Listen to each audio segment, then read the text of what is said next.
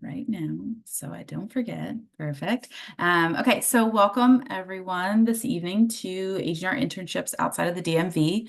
My name is Casey Miller, I use she, her pronouns. I'm the Career Services Program Director for the College of Agriculture and Natural Resources. For those that don't know me, what that means is that I am primarily employed by the Central University Career Center, but work exclusively with AGNR students, faculty, and staff. And my role is here to help you all figure out what you want to do and how to do it. I am joined this evening by some wonderful alumni that I'm very excited to have them all introduce themselves, and very happy to see all of their faces again. This evening's panel, in the Career Center, we've been really trying to help you all figure out kind of how to navigate this job market. It's a little bit crazy right now. And one of the strategies that we regularly recommend is broadening your search from a geographical location standpoint. So especially in this current job market where the DMV area is very much flooded with federal workers finding, or previously federal workers finding, new opportunities. The DMV area is flushed with really competitive candidates. So we definitely want to recommend thinking about internships outside of this particular area. And or anybody out there who is just really looking for opportunities that are not 20 minutes from College Park. And all these opportunities that you're going to hear about tonight were 100% not 20 minutes from College Park. So our panelists are going to talk all about that. So overall format for this evening, I have questions for our panelists. It'll take probably about 40 minutes, give or take. And then after that, we will open it up to you all and whatever questions you may have. At that time, you are welcome to either take yourself off mute or put a question into the chat and I can read it for you. Either way, whatever you are more comfortable with. If you have questions throughout the panel and you want to pop them into the chat, I'm happy to also derail us and ask the question at the time, or hold it till the end if we feel like it's going to be a whole big thing. Either way, I'm happy to be flexible with whatever works best for everyone. Okay, so without further ado, I am going to ask Mary, could you start us off with an intro? Sure. Hi, I'm Mary Kate Parent. I'm a block advisor with Purdue Farms, and I graduated from Maryland. I majored in animal science and graduated in the spring of 2023. Logan, you're up next.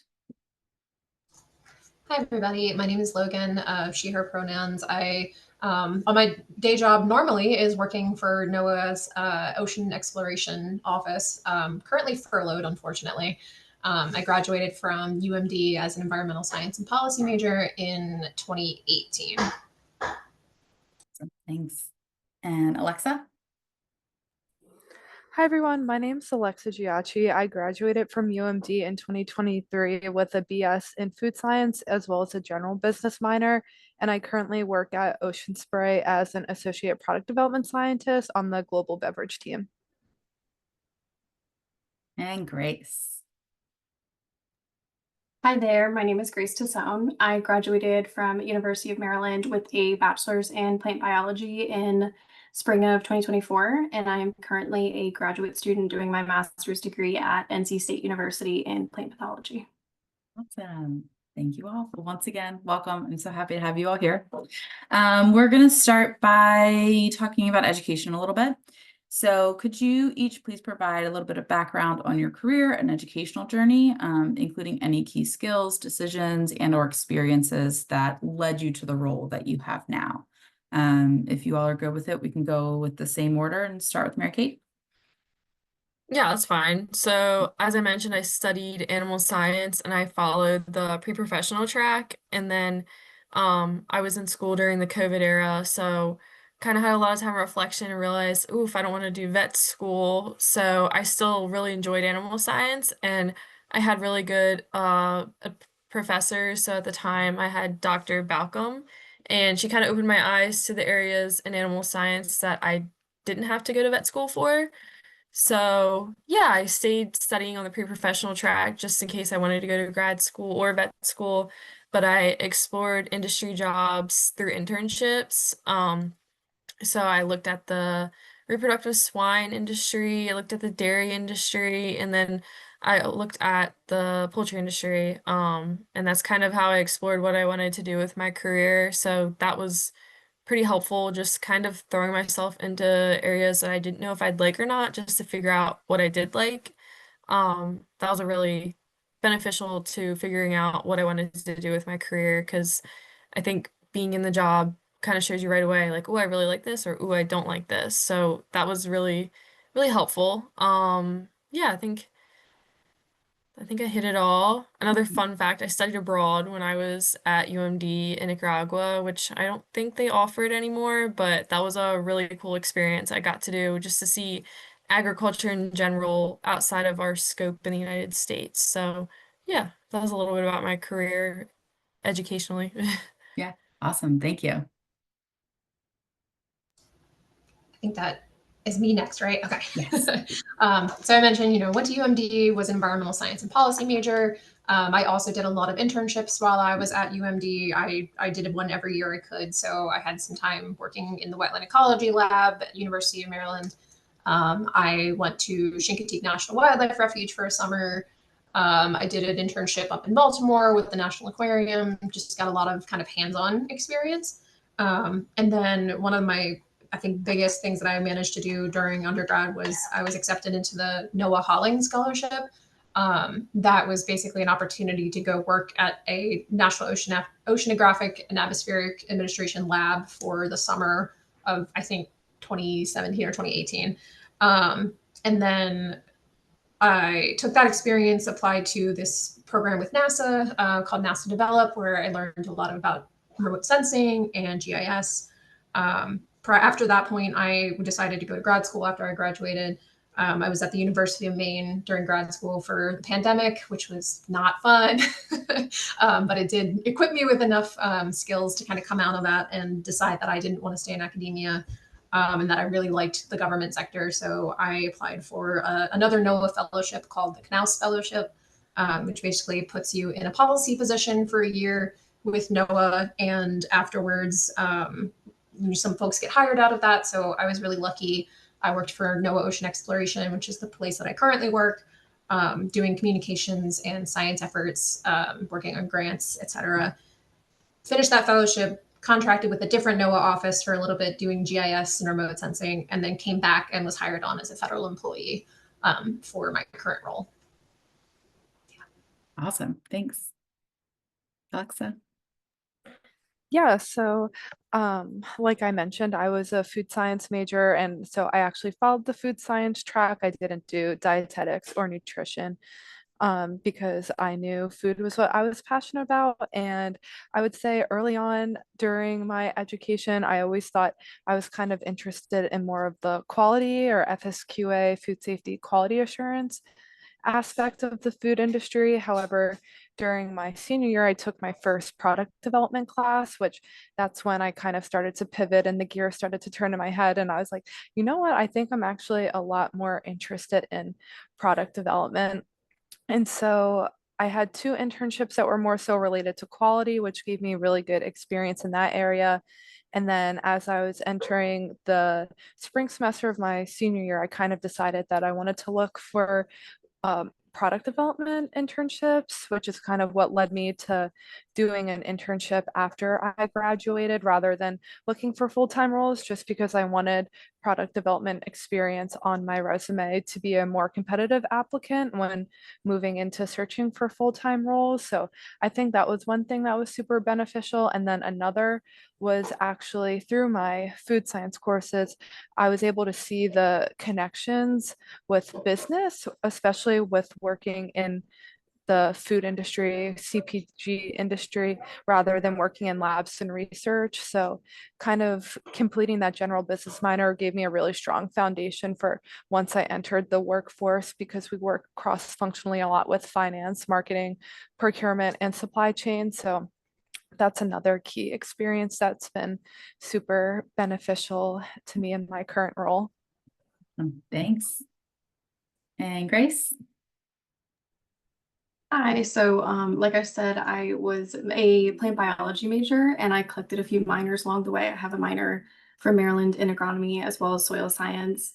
And I got into the major and I didn't really know what I wanted to do with it. I just knew that I liked agriculture and I liked research. I started working in the Coleman lab doing research, functional genomics, and a lot of like wet lab work. I realized that I enjoyed it, but it wasn't something that I wanted to do long term. And one of the internships that I got to do was actually I was a part of the first cohort for the University of Maryland Extension internship, and that was a really great experience. I interned under our state agronomist and got to truly experience a field season and get to do field work. And that was when I realized that that was much more what I enjoyed in the realm of things.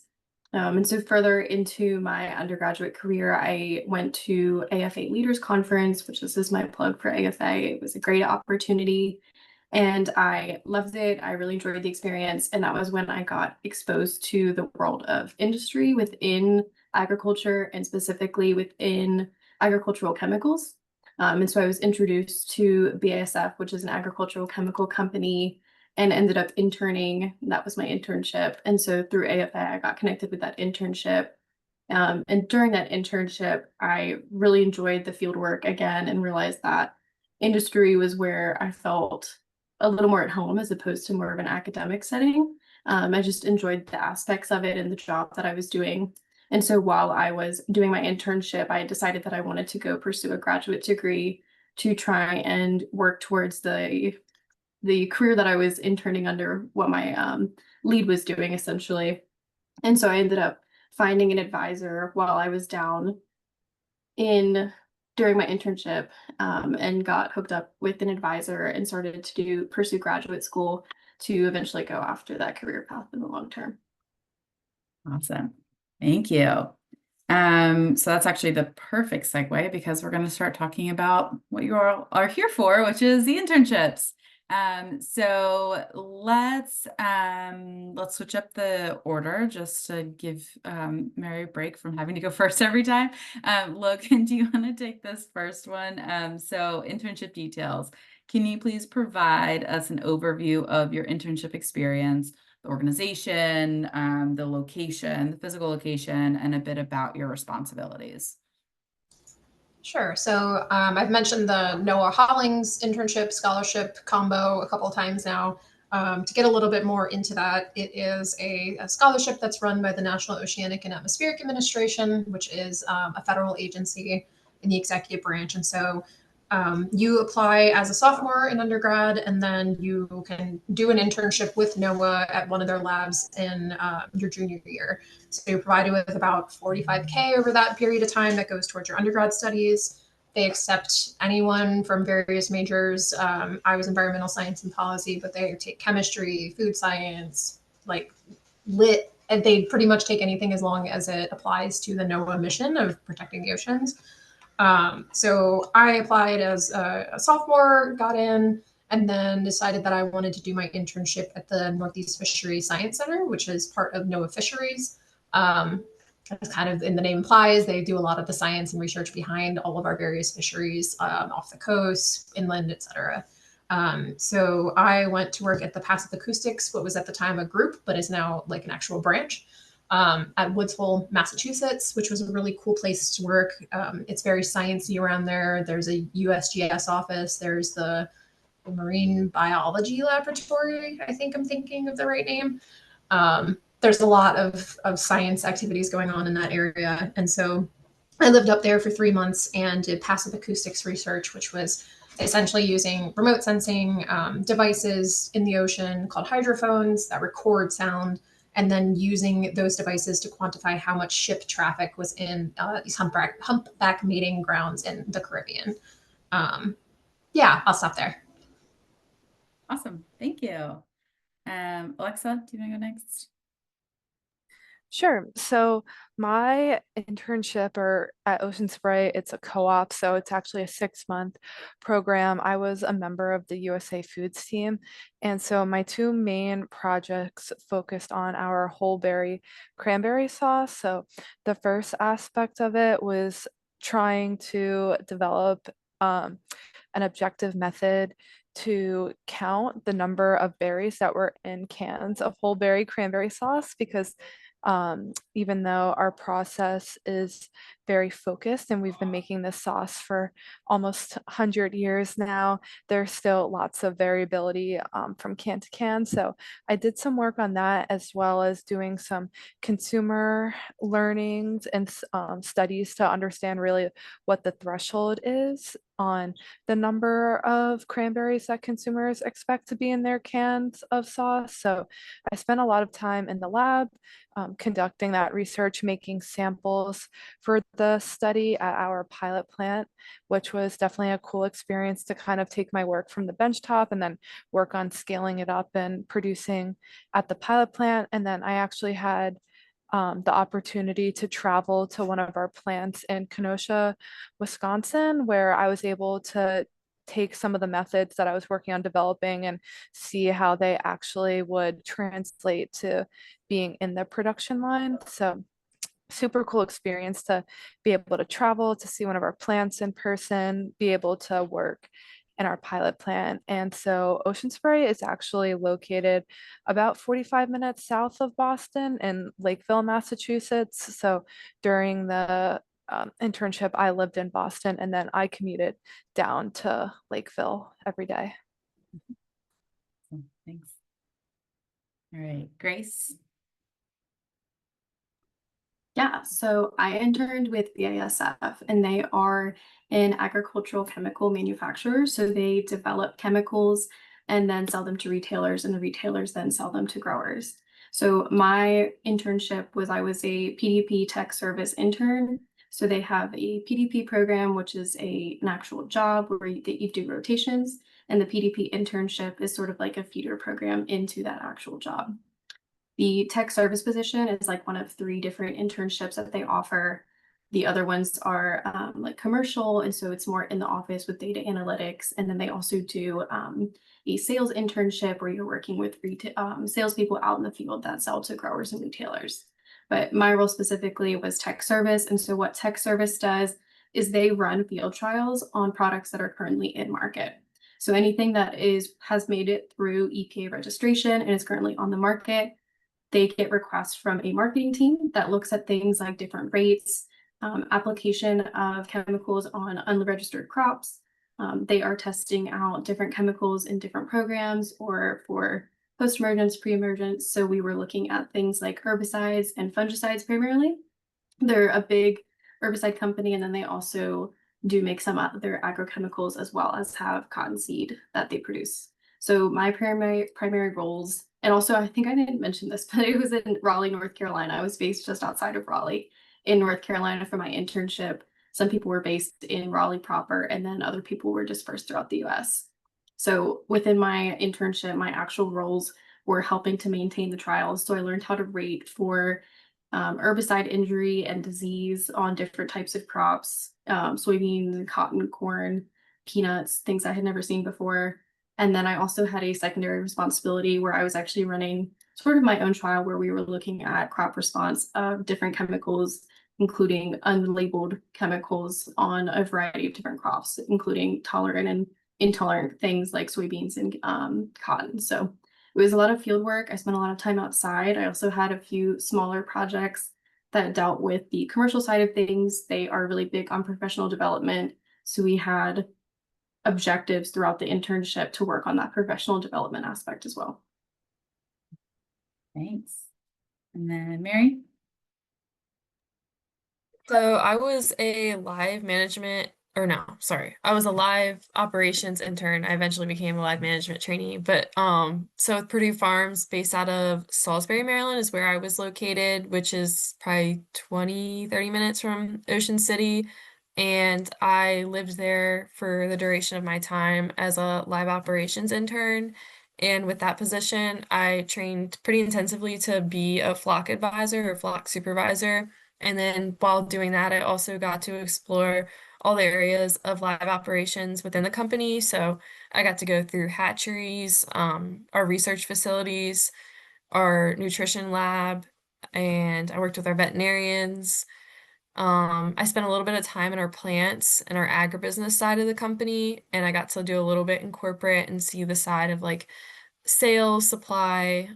So all of that, they kind of push all the interns to be concentrated in one area, but also explore all the other different areas within the company and the poultry industry in general.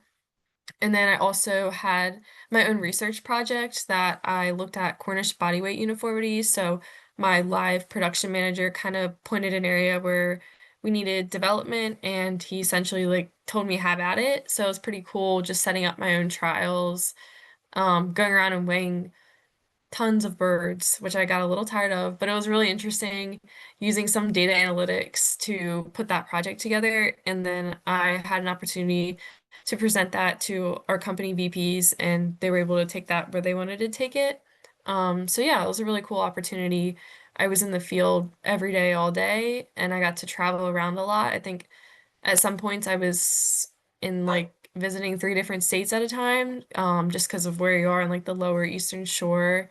But yeah, that's a little bit about what I did with Purdue. Awesome. Thanks. Okay, so this next question, I want to get into logistics a little bit. So thank you for sharing a bit about what your experiences actually were. But if you all could provide a little bit of information, how did you find your internships? And then some of the other logistics around going somewhere that is not either College Park or, for most, if not all of you, not even your home. Actually, I don't think any of you was your hometown. I feel like I know all of you enough to know that wasn't your hometown. So yeah, so Alexa, could you start us off with a little bit of the logistics? Yeah, for sure. So I guess starting with how I found my internship at Ocean Spray.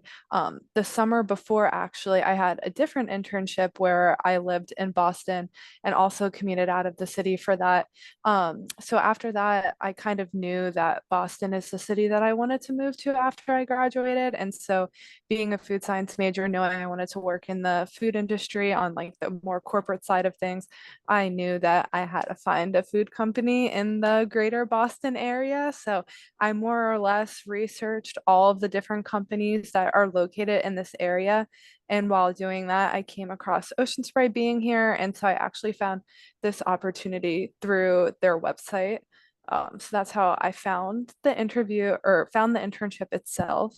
And then in terms of logistics, since it was a co-op, it was actually 1 week after I graduated from UMD that I moved to Boston to get started. So it was definitely a very quick turnaround. So in terms of housing, I did a ton of research for apartments in the Boston area. And so I actually lived with someone who I went to high school with. So we were roommates. And so we both looked for the apartments together, did a bunch of virtual tours to find housing accommodations. But what I will mention is during my previous internship when I lived in Boston, is that most of the universities that are in Boston offer internship housing for students that are not from their university. So that's actually what I did. I lived in a dorm on BU's campus, which was super nice because I felt safe. I was on a college campus and the apartment was only for the duration of my internship. And so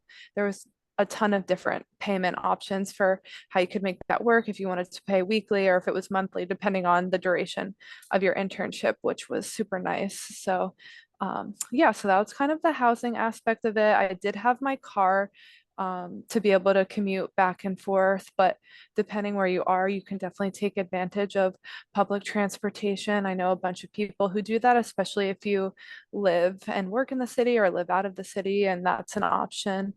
Um, but yeah, so I would say that probably covers most of the logistics thing. I know one other part of this question was like maybe how you're able to meet people and stuff. And so I know I met a lot of people through my roommates, but also just by going to different activities that I'm interested in. So I'm really interested in running. So I went to some run clubs. I really like to read. So joining a book club, I think if you're able to find opportunities that align with what you're passionate with outside of work, that's a great way to meet people with common interests as you. Awesome. Thanks. Grace, you're up next. Okay, so my internship was, like I said, down in Raleigh, North Carolina. And so I was actually commuting from Raleigh about 45 minutes outside the city to the Pine Level Farm where the research was based out of. And so I decided I wanted to be a little closer to Raleigh, where most of the people who were working in the office were.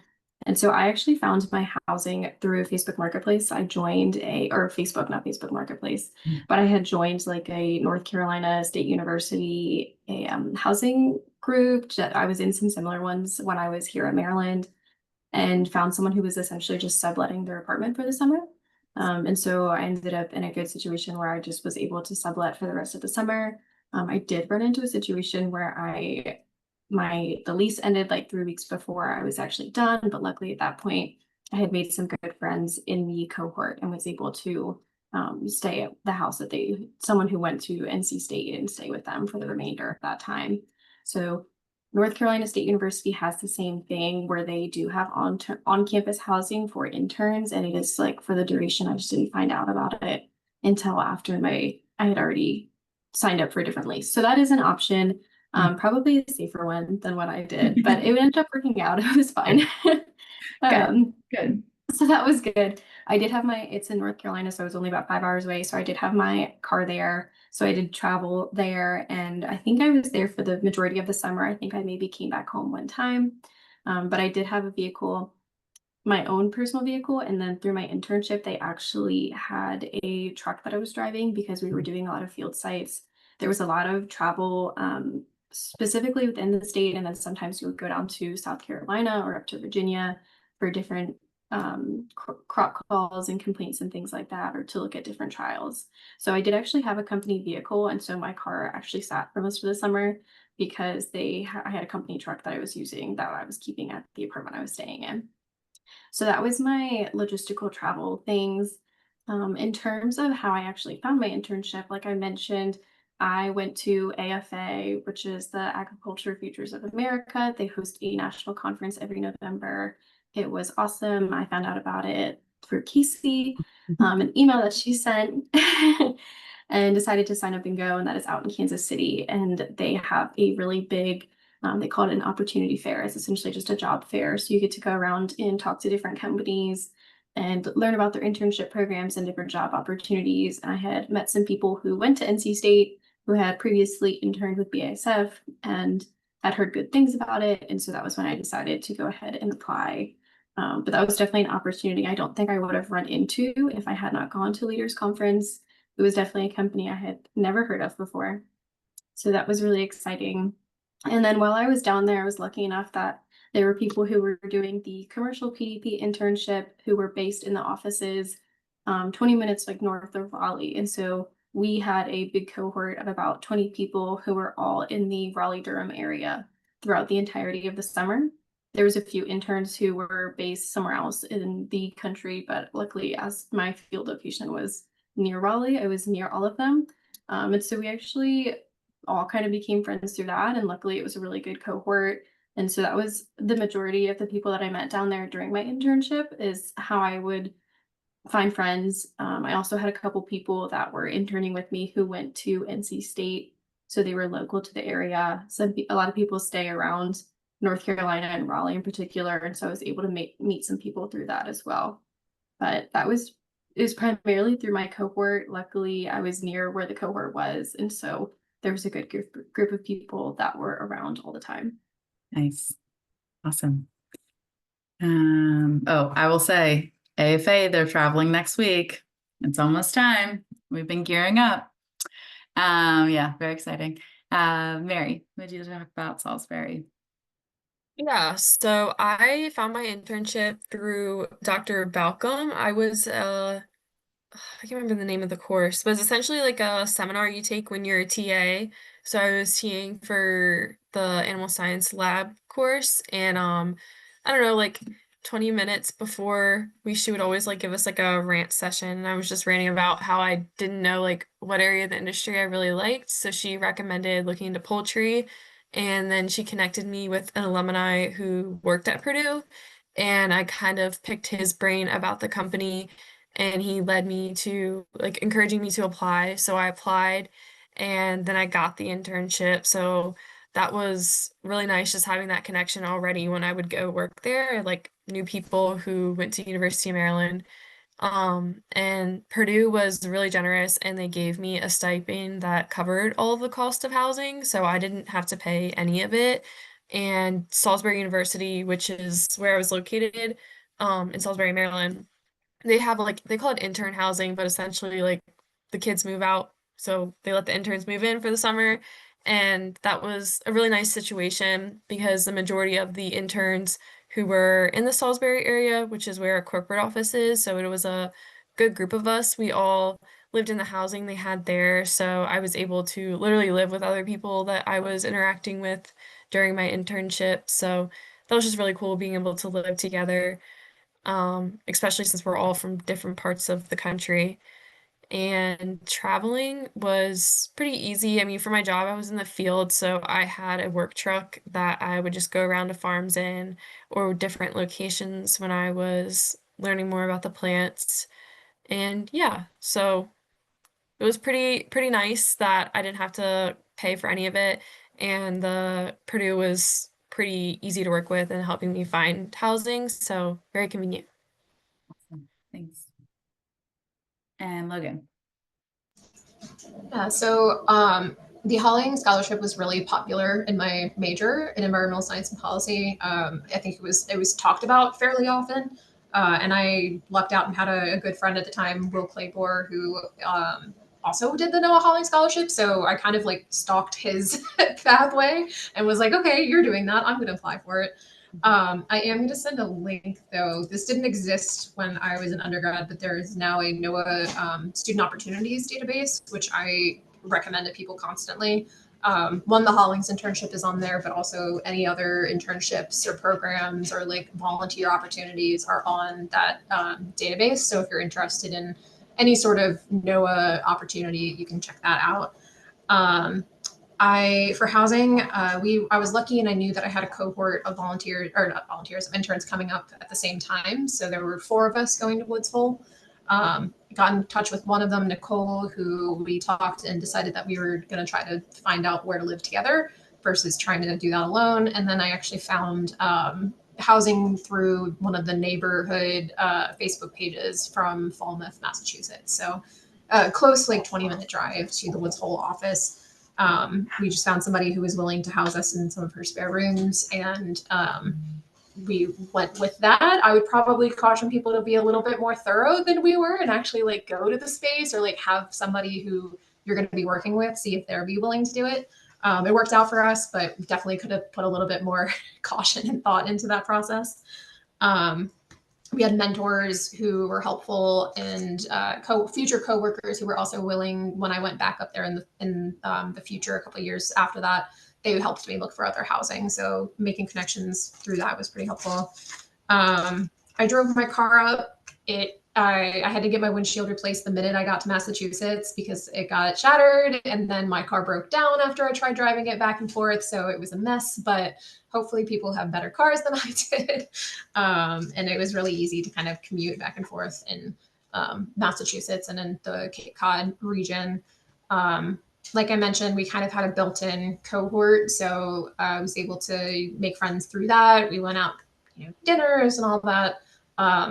Back then it was the Reputation era for Taylor Swift. So we all went to a Taylor Swift concert together, which was really fun back when you could afford to go to those. And so that was really nice, like kind of leaning on each other and knowing that we were all going through the same type of internship together was really great. We all had shared interests. So definitely recommend like leaning on your cohort if you know that you're going to be with other folks and reaching out ahead of time to even start kind of like planting seeds of friendship at that point. And then the only other thing I wanted to add was that I also tried to make a little bit extra money while I was up there. So I did Rover in undergrad, and I kept doing it when I went to Massachusetts. And that helped me kind of get out of the house and walk dogs and make a little bit extra change. So, always look for a side hustle if you can swing it too. Love it. That's it. That is great. And honestly, that kind of pulls into something that I'm going to add. So I'm tossing this into the chat. We have a scholarship fund basically for students. It's called the Experiential Learning Fund. So any of you considering doing a really cool internship, likely over the summer, that's nowhere near College Park and need like a little extra money for the travel expenses or to help offset the cost of having to pay for housing, right? All of this stuff. We do have this fund available. We review applications monthly, so the money is relatively timely, right? I know a lot of these things will come out once a year, but this is it's a rolling application. So you can apply for up to $500 each semester as an undergraduate student. So please feel free to check that out at any point if one of the barriers that you might be facing to doing an internship like this is going to be the cost associated with all of these logistics. All right, back to our panelists. So I have a couple more questions for you all, but I'm not going to make each and every one of you answer if you don't want to, but please feel free to just kind of chime in with these. But my next question is going to be about challenges and rewards. So what are some of the biggest challenges and or biggest rewards that you've encountered or that you did encounter while you were in your internship? I know we've kind of gone through a lot of things that we learned, the logistics, but the highs and lows. I can start with one of the biggest rewards I experienced. So, like I mentioned, my internship or co-op was actually supposed to be 6 months long for the co-op term.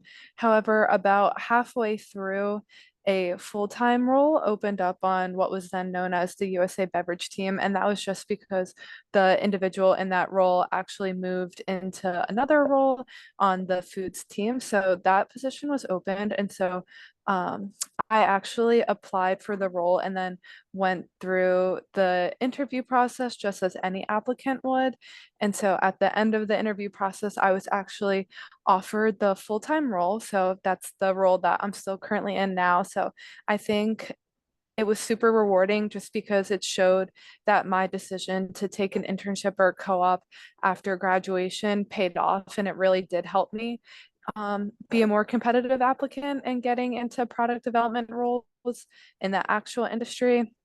And it was super nice because they let me transition into the full-time role. So getting the benefits, knowing that I was going to have somewhere to live for the next 6 months, because I did sign a full year lease, not knowing if I would have a job at the end of the co-op. So I would say that was definitely a challenge internally, not knowing what would happen after my co-op ended if I didn't have a full-time role lined up. And so it was stressful looking for full-time roles while still completing my co-op. But it was rewarding because they let me transition, finish off all of my co-op projects, and then be trained at the same time for once I finished the co-op projects, I would be able to start the full-time role. So I would definitely say those were some of the challenges I faced, but overall, definitely a very rewarding experience and just speaks to the fact that I'm still in this role 2 years later now. So Awesome. Thanks.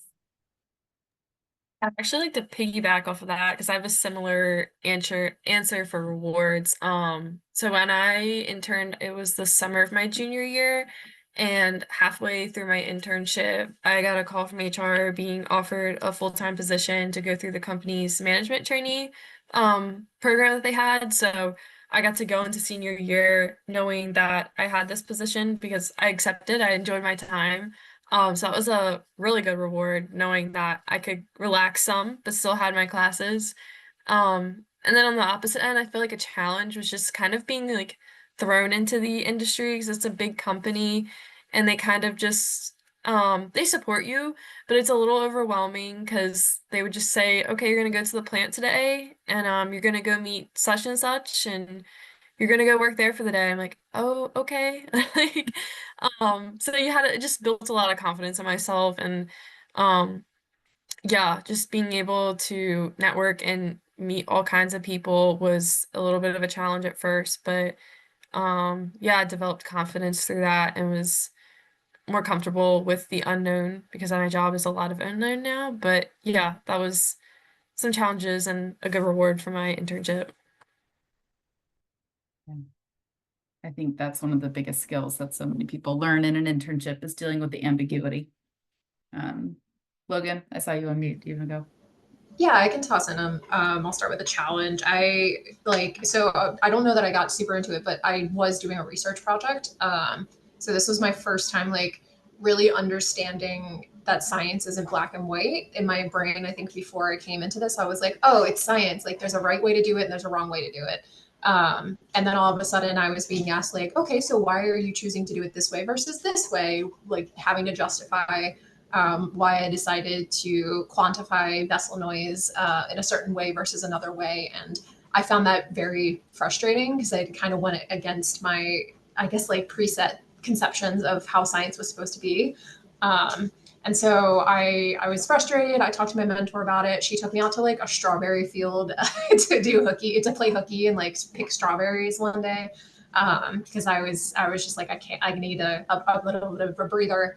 And she was really responsive to that.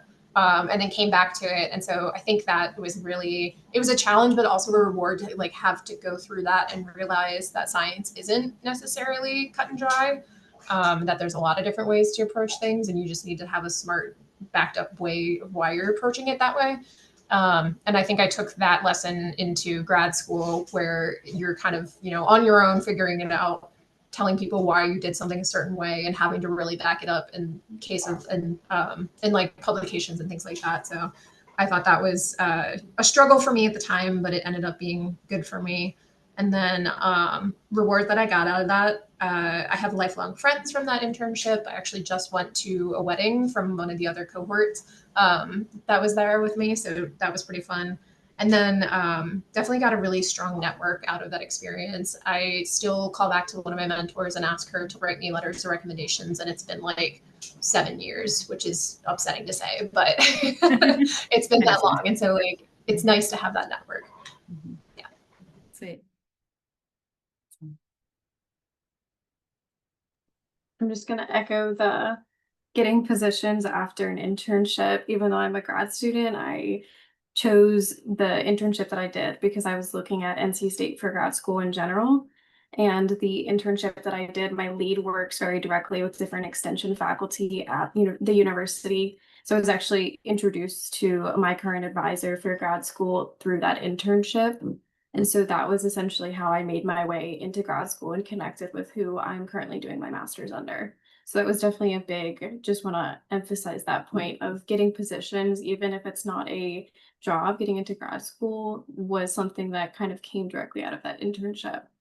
And that has kind of followed me through. My lead still contacts me all the time. She actually pushed through an application for a job very recently and has been in contact with me to try and get me on the company full time, which has been really good. It's definitely good to make a connection with someone who's going to vouch for you later in the future, which has been really nice as well. And I am also going to a wedding in the spring from someone from my internship cohort, which is something I feel like we haven't mentioned, but yeah, really good friends from that I still talk to all of the time. In terms of challenges, this is more on the back end, but being a grad student FOMO is real. When I see people with jobs and I'm knowing that I'm working towards a degree and not a career, sometimes it's hard to look back on. But like I said, having a good relationship with your internship lead or internship mentor and having them look out for you in the future if you maintain that relationship. And that has been something that I have continued to do, is this is a company that I'd like to look into when I'm looking for jobs. So it's been a little, like I said, grad student FOMO is real, but making those connections and maintaining those relationships has been really helpful. Mm-hmm. That's great. Thank you. Yeah, you four are all most definitely proof that an internship is one long interview, and quite often can be turned into a full-time gig, given the right set of circumstances. So I appreciate that. All right, I'm going to ask my last question for the sake of time, but Grace, you actually kind of started touching on this a little bit, but looking back on your own career path, entry into your field, graduate school, what, if anything, would you have done differently? I'm going to start. I don't know if I would have changed anything, but I always think that starting earlier, I was also a product of COVID freshman year. And so I wasn't on campus and I wasn't connected with opportunities, which of course means that you're disconnected from opportunities like internships, but definitely starting as early as possible. I think that internships are the norm, not an expect or an exception now when it comes to looking for jobs. And so it's really important to not only try and do one, but maybe even do multiple if possible, if that's something that's available to people.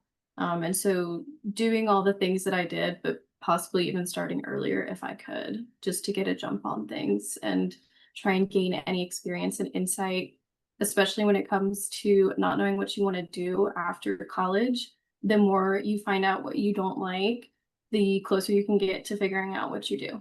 And I think that's a really important thing too, is that doing an internship or an opportunity that you don't enjoy is just as important as doing something that you do. Very wise advice.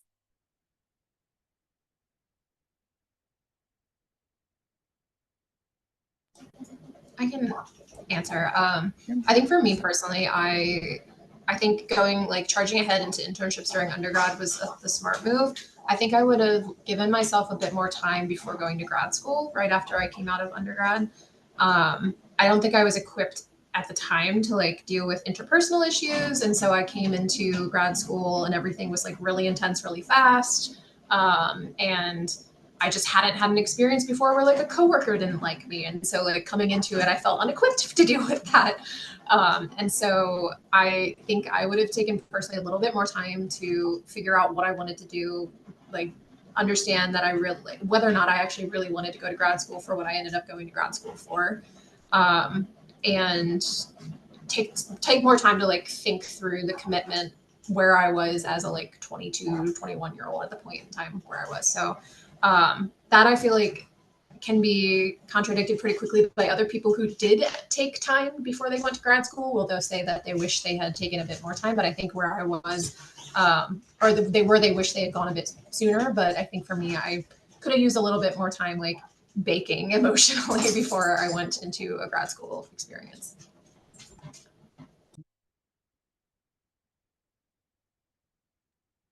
I can honestly echo what Grace said. Just being able to possibly, I mean, I kind of did 3 different internships in different industries, but being able to do possibly some more, or even trying to intern with people like on campus or being in labs with someone, I think would be beneficial because being able to have different experiences really did let me know what I did like and didn't like. And like I went into my internship thinking like, I don't really think I want to do anything with chickens. And then I did it and I was like, oh, I really like this. And then I got my career started from that. So yeah, just if anything, and COVID did throw a wrench in some people's plans, but being able to jump into different opportunities and push myself to do more different opportunities.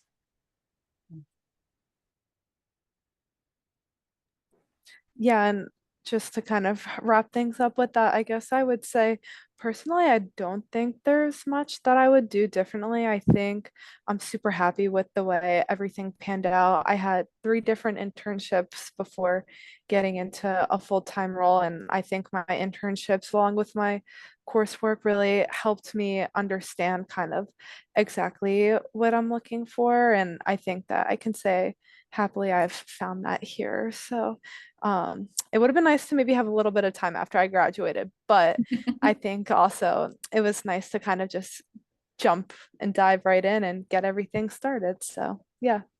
Yeah. 1 week after graduation was a tough turnaround time. Yep. Yeah, I remember that.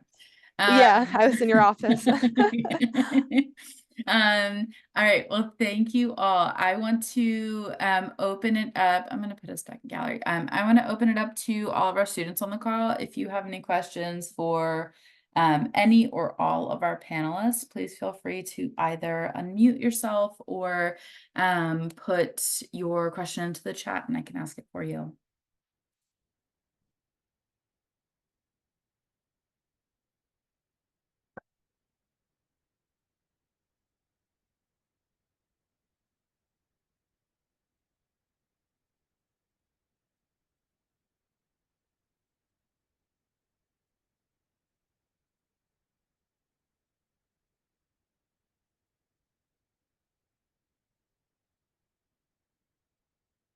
I have a quick question. It may have already been addressed and I missed it, but I was like wondering more on the specifics of if you guys did like these internships over the summer or during the school year, and like how you were able to manage like the balance between course load and internship.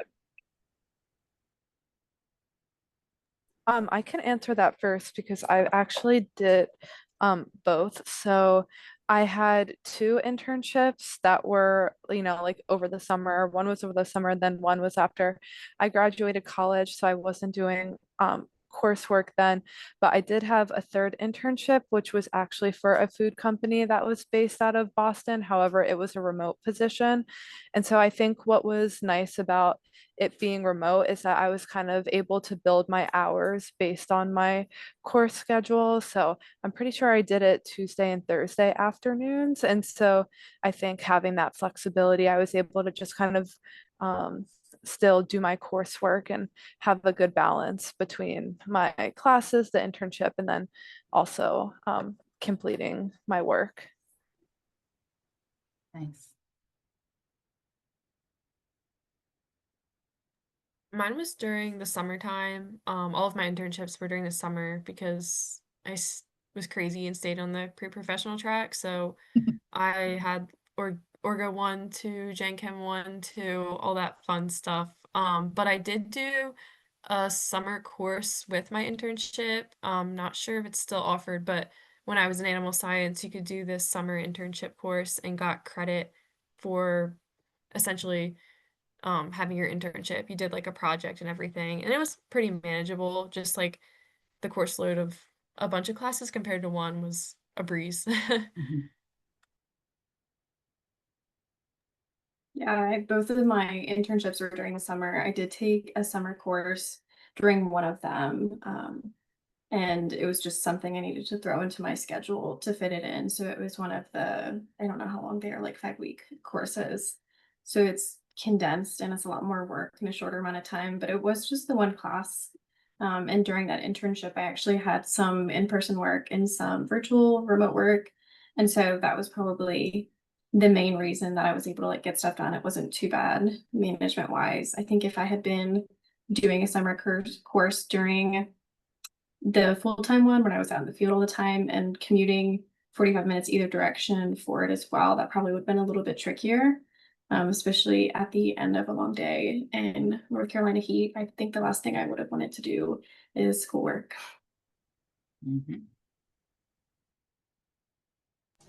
I don't think I have anything special to add to this one. I did most of mine during the summer, and then I worked for labs during the semester because those were more like I could go in 2 hours and play with soil samples and then leave, and it was much more manageable. Fair. Okay, so we have a question in the chat. Any clubs, courses, experiences, etc. you participated in that were helpful in preparing you with any technical skills required in your internships? AFA, AFA. Yes.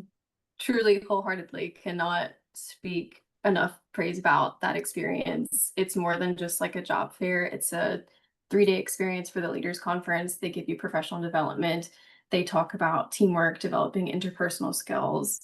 It was genuinely, and I went twice to it, and they have tracks for each year. So you have one for your freshman year all the way up through your senior year. It's personalized to where you are in your degree and where you are working and like how close you are to the job market essentially.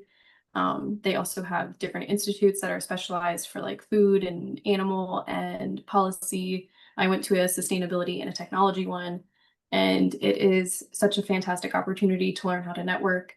It's a really great way to develop professional skills. It's definitely, I had to speak up, and AFA again is my main one. Mhm. That's probably the biggest thing that I did in undergrad that I think helped prepare me for my current position. Yeah. And I will say another just very quick plug for AFA. One of the really cool things about the experiences that this organization puts on is that almost all of the expenses are paid for. So they pay for your hotel and food, they pay for the registration, all of the experiences when you're there, both in Kansas City and then at all of their locations for all their institutes throughout the year. The only thing that you have to pay for is your travel. and the college actually helps support that as well. So we have a travel stipend that you can apply for Leaders Conference, and then the Experiential Learning Fund that I mentioned earlier helps cover the cost of travel for institutes. So you can have one of these really amazing experiences for close to no money, if not completely covered, depending on where it is and how far you need to travel. So that's all I'll say about AFA. It's amazing. Thank you, Grace. Anybody else want to chime in on clubs, courses, experiences? I'll chime in. Mhm. So I can't remember the name of the course, but I took a lab with one of my animal science courses that I got really familiar with Excel for, and like putting data in Excel, making graphs. And when I started my internship and my job, nobody sat me down and said, here's Excel and here's how to use it. So, definitely get used to Excel and learn how to use it, because it'll be extremely beneficial to you in your career. I'm assuming. I work with some people, and I don't want to like pick on older people, but I work with some older people that I'll blow their mind that you can put an average, like hit equals average, and it'll save you like 20 minutes instead of sitting there typing every number in. So yeah, learn Excel ahead of time, because unless your boss is really nice, they'll sit down and teach you. But yeah, that was really helpful for my job and my internship. Mhm. I'll advocate for anybody in the environmental science track, even if you're not. Honestly, Professor Goger's law course, which I assume she's still doing, is so helpful. I don't do much with law at all. I never wanted to be a lawyer, but like knowing all the different statutes that are behind the work that goes into environmental science, especially if you end up in the federal government realm, as I still just like pull back from things I learned in that class and apply them to my job today. So definitely her course. And then again, GIS is really just like a tool you can pull out of your pocket and impress anybody with. If you're ever using any sort of like mapping data or anything like that. I think I've gotten like 3 jobs because I have a GIS skill, and it's not like the most, like I'm not the best GIS user on the planet, but the fact that I'm able to say that I can make a map, I can do some spatial analysis, and that I can like make a dashboard or make a story map or something, has been really helpful in the past and gets me farther than I think I would if I didn't know how to do it. And then also, coding is going to sneak up on you in environmental science. Like you think you're going to go and play with birds and whales and fun animals and stuff all day, and then somebody tells you you need to code an R script or a Python script out of nowhere. So definitely recommend any courses or opportunities you have to learn R. Python is my favorite, but a lot of the colleges use R, and in environmental science as well. So there are some statistics courses at UMD that you can take that will teach you the basics of R.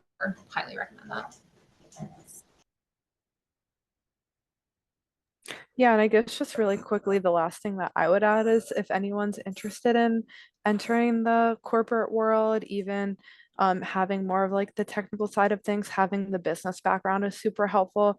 I think I can say in most of the interviews that I went through, it was brought up and kind of asked about how I see that playing a factor in working in that job, or kind of how what made me want to pursue that. So I think for me personally, it was super helpful because I didn't have that as a learning curve going into meetings with finance or meetings with procurement and supply chain. I already had that foundational knowledge where a lot of people have the technical skills, but if they don't have that background as well, it might take them a little bit longer just to kind of understand the different roles and teams we're working cross-functionally with. Perfect. Thank you. All right, any other questions?